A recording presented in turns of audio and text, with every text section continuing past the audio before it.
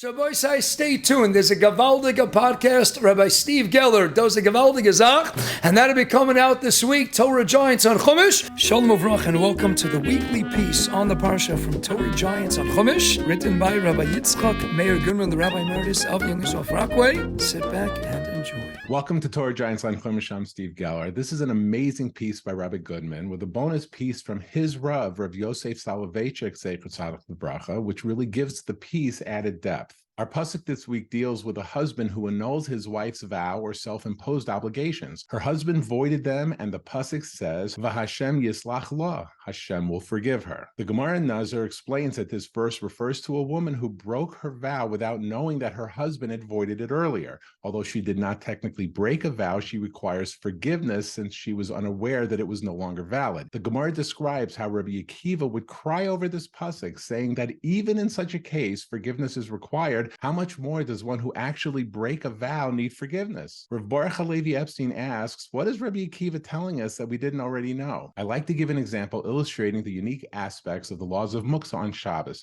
For example, imagine 1,000 years ago, people had large rocks or boulders in their house. Rocks are muksa on Shabbos, but if on Erev Shabbos you walk by one of your two boulders and just think, we're having extra guests and I need one of these as a chair on Shabbos, you've just changed the halachic status of that one boulder. Now it will not be muksa, and you can roll it over to the table and use it as a chair.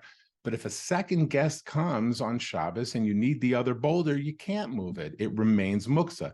That's the power of thought in terms of spiritual intent. It appears that Rabbi Akiva is clarifying that when one sins, his thoughts in planning and deciding to act sinfully are also punishable and therefore require forgiveness. Thus, if this woman needs atonement for her sinful thought, even though she did not actually break a vow, every sinner who carries out his intention requires two atonements, one for the thought and one for the act. This brought Rabbi Akiva to tears.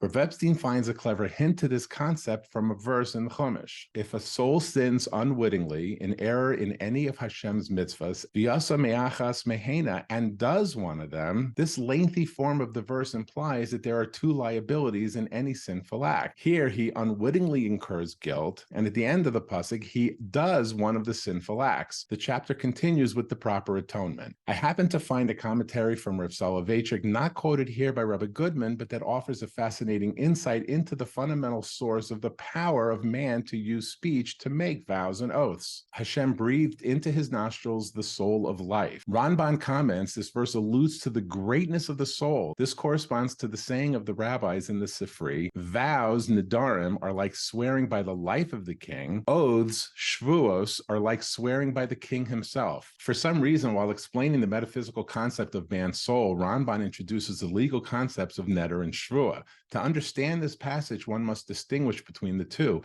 The dichotomy rests on understanding the halachic basis by which a person can prohibit his own use or benefit from an object whose use would otherwise be permissible. A neder is a formulation that applies to the object being prohibited, called an iser chavtza.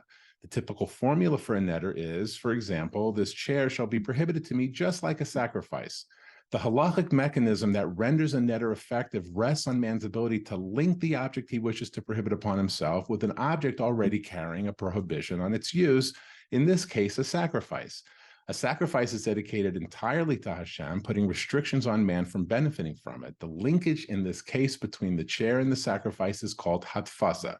When introducing the law of Nedarim in this verse, the Torah uses the term neder laHashem, word structure similar to the formula for setting aside a sacrifice, carbon laHashem. In contrast to a neder, a shvuah involves what is known as an iser gavra, a prohibition which is dependent on the person himself, not the object. The formula for a shvuah can be, for example, I will not go, I will not speak, I will not read, I will not give. A shvuah requires no linkage, no hatfasa, no association with an already prohibited object in order to become effective.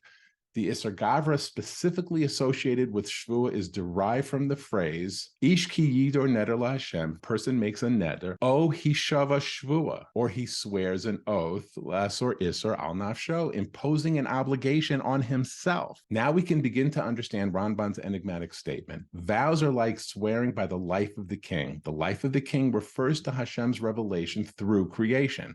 Nedarim take effect through man prohibiting upon himself any object that God has created.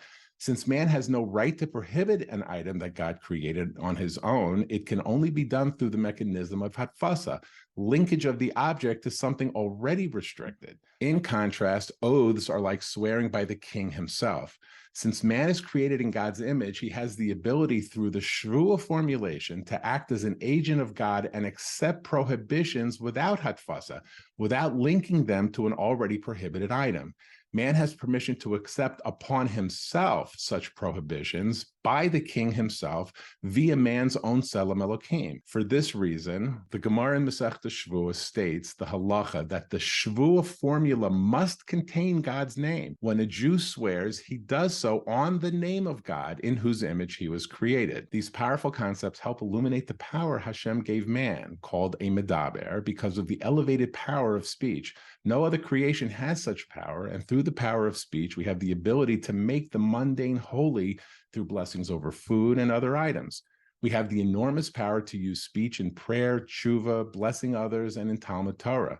But as we know, with every such responsibility comes grave dangers if speech is used improperly.